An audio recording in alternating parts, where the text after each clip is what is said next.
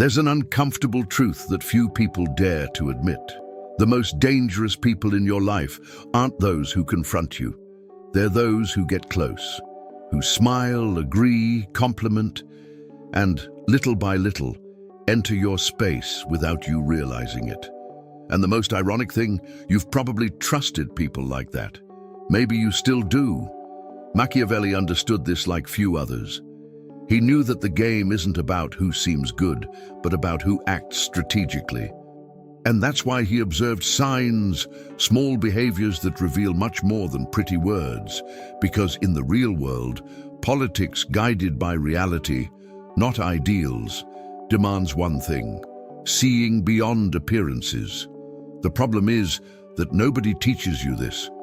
On the contrary, they teach you to trust, to believe in the best of people, to ignore clear signs in the name of being a good person. But while you try to be right, someone is using exactly that against you. The end justifies the means, and for those who understand the game, you can be the means. And here's the point: it's not about paranoia, it's about lucidity. About understanding that not every compliment is admiration, not every conversation is innocent, and not every change of opinion is growth. Sometimes it's strategy. And if you learn to identify these signs, everything changes. You stop exposing yourself. You stop trusting the wrong people. You stop wasting time and energy on those who were never truly on your side. It's better to be feared than loved. But above all, avoid being manipulated by those who know exactly how to get to you. Because in the end, it's not about distancing yourself from people. It's about choosing better who you let get close. If something inside you awakened while listening, don't ignore that feeling. This channel isn't about videos, it's about memories. Remember who you were before the fear, before the exhaustion, before the silence. Each new video here is a different reflection of your own soul. An invitation to understand what the world never taught you. The power you seek outside has always been within you. If you feel that this journey speaks to what lives silently within you, sign up now. Not to follow yet another creator, but to reconnect with something the world tried to make you forget. Because here, every word was made to heal, each reflection to awaken, and each video serves as a reminder. You are not alone on the path back to yourself. Click on subscribe and turn the algorithm into a daily reminder of who you really are. He observes in silence and, over time, begins to perceive a pattern that many people ignore. It's not the declared enemy who poses a danger. That's easy to identify. The real risk comes from the one who smiles too much, praises too much, and never seems to have flaws to point out. The person who flatters excessively isn't there out of genuine admiration, but out of strategy. As Machiavelli would say, decisions based on real human nature require distrust of what is too perfect. When someone says exactly what you want to hear at the exact moment, that's not coincidence, it's calculation. It's the calculated use of force, but disguised in soft words. Deep down, this person is testing your limits, understanding your weaknesses, mapping your ego. And the more you are charmed by the compliments, the more vulnerable you become. Because, without realizing it, you begin to lower your guard. And that's exactly what they want. He then begins to observe something curious. These compliments are never gratuitous.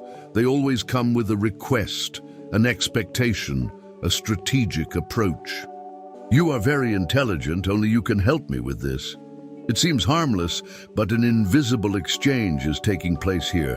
The appearance of virtue masks a clear intention to gain access, influence, and eventually control. Machiavelli already warned, the end justifies the means, and in this case, the means is your ego. People like that know that when someone feels valued, they tend to trust more quickly, and trust, when misplaced, becomes a tool for manipulation. A simple example. In the workplace, that colleague who constantly praises you may be the same one who, at the right moment, will use your goodwill to benefit themselves, leaving you exposed. And you don't even realize it because you're too busy believing you found an ally. But he doesn't stop there. He begins to notice that this type of person rarely truly takes a stand. They never confront, never disagree, never offer their own perspective.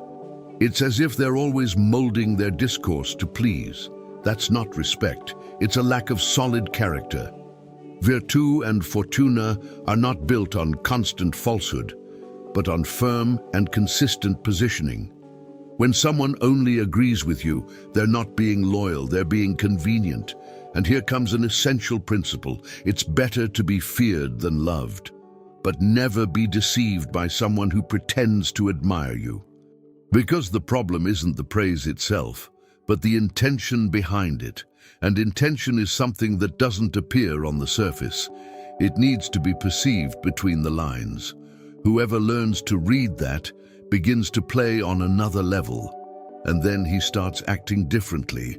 He no longer reacts with immediate enthusiasm to compliments. Instead, he observes the pattern. Who compliments but never builds relationships, who builds rapport but never delivers real value, who speaks highly of you excessively but doesn't demonstrate consistency in their actions. This type of analysis completely changes the game. Politics guided by reality, not by ideals. It's not about being cold or distrustful of everyone, but about understanding that not every smile represents loyalty. A practical tip. When someone compliments you, observe what comes next. Is there a request? Is there an expectation? Is there a hidden gain? This simple filter already eliminates a large part of the social traps. Because in the end, it's not the compliment that defines the person. It's the behavior repeated over time. And it's precisely at this point that something begins to reveal itself. Because when you learn to identify the flatterer, you inevitably start to notice another, even more dangerous type. The one who doesn't praise you to your face, but talks about others behind their backs. And without realizing it, you start to wonder, if he talks about others like that to me, what does he say about me when I'm not around? He perceives it almost as a whisper in the air. It's not direct, but it's always present. The person who constantly talks about others, exposing flaws, telling stories that shouldn't be told, rarely does it by chance. There's a silent pattern there. And anyone who understands true human nature knows, whoever speaks ill of someone to you, inevitably speaks ill of you to someone else. It's not a matter of opinion, it's a pattern of behavior. Machiavelli already showed that decisions based on reality, not ideals, require observing repeated actions, not isolated words. And gossip is a weapon, subtle, but extremely efficient. It's a type of calculated use of force, only in narrative form. The person destroys reputations without raising their voice, weakens bonds without direct confrontation, and still seems harmless in the process. He begins to notice that this type of person creates a false sense of closeness. When someone shares secrets with you, it gives the impression of trust, of complicity. But this is a dangerous illusion. In practice, what's happening is a test. She wants to see how far she can go, what you're willing to listen to, how involved you become. And little by little, she pulls you into this game, an appearance of virtue, but with very well calculated intentions. Because while you listen, she observes. While you react, she analyzes. And when she perceives an opening, she begins to include you in the dynamic. Suddenly, you're no longer just a listener, you've become part of the cycle. And that's exactly what she wants. To create an environment where everyone distrusts everyone else, except her. That's how she maintains power. And here's a point that few people realize. Gossip isn't just about others, it's about control. Whoever controls the narrative controls perception, and whoever controls perception influences decisions. Virtù and fortuna in this context are manipulated through distorted information. Imagine a work environment, that person who constantly comments on others' mistakes, creating intrigues, planting doubts. They're not just talking, they're shaping how people see each other. And this generates a strategic advantage, because while everyone is busy distrusting each other, they position themselves as someone well-informed, reliable, when in reality, they are the epicenter of instability. The end justifies the means, and in this game, the means is misinformation. He then begins to apply a simple but powerful principle. Don't trust those who don't respect the absence of others. Because loyalty isn't measured when everyone is present. It's measured when someone has the opportunity to speak ill of you and chooses not to. This completely changes how he observes people. Instead of being impressed by those who speak well to his face, he begins to value those who maintain integrity when no one is watching. Better to be feared than loved. But above all, avoid being hated for associating with the wrong people. A practical tip: when someone starts speaking ill of another person, change the focus, observe, don't feed into it, and above all, don't share anything personal with those who demonstrate this pattern, because sooner or later, you will be the next topic of conversation. And that's where the pieces start to fall into place, because after identifying the flatterer and the gossip, a third type emerges that seems even harder to understand. They don't overpraise. They don't speak ill directly, but they change their tune with the wind. And this raises an inevitable question. How can you trust someone who is never the same? He observes attentively and notices something even more dangerous than false praise or silent gossip. It's instability. The person who agrees with everything today has completely changed their mind tomorrow. And the day after tomorrow is defending the opposite as if nothing had happened. At first, this may seem like flexibility, adaptation, but in reality it's an absence of internal structure. It's someone without a center, without principles, without direction. And in the real world, this is extremely dangerous. Because, as Machiavelli taught, decisions based on real human nature require minimal predictability. If you can't predict how someone will act, you can't trust them. And without trust, there is no solid strategy.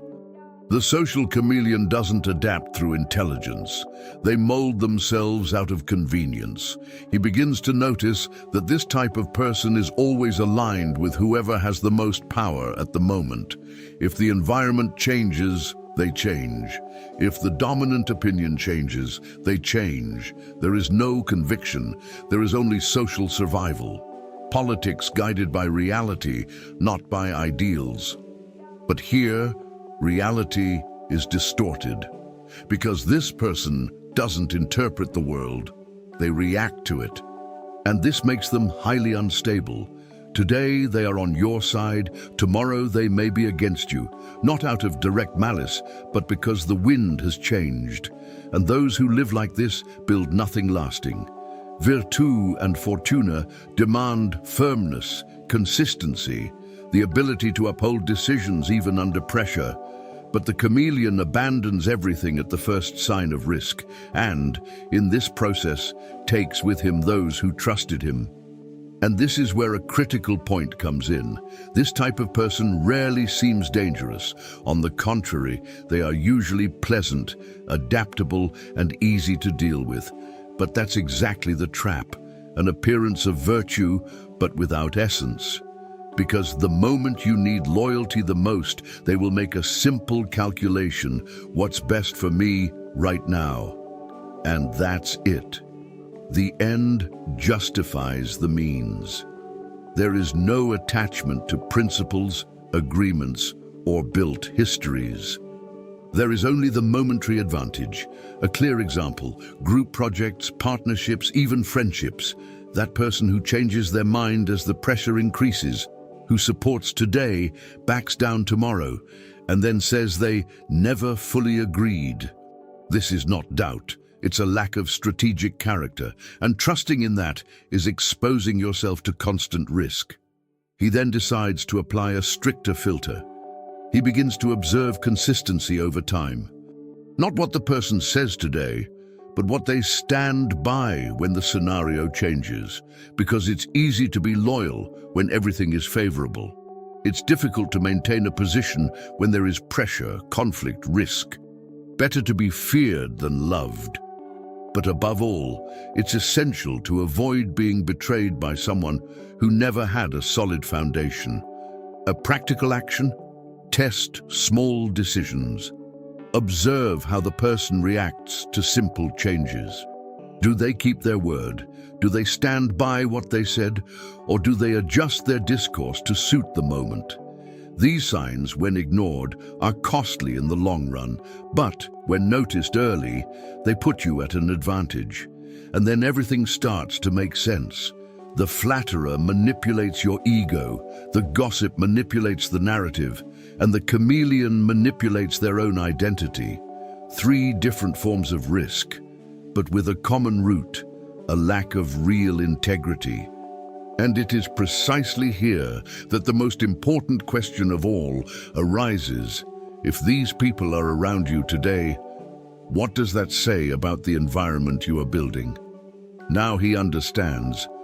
It's not about isolating himself from the world, nor about distrusting everyone. It's about seeing clearly, about stopping romanticizing behaviors that in practice reveal risk.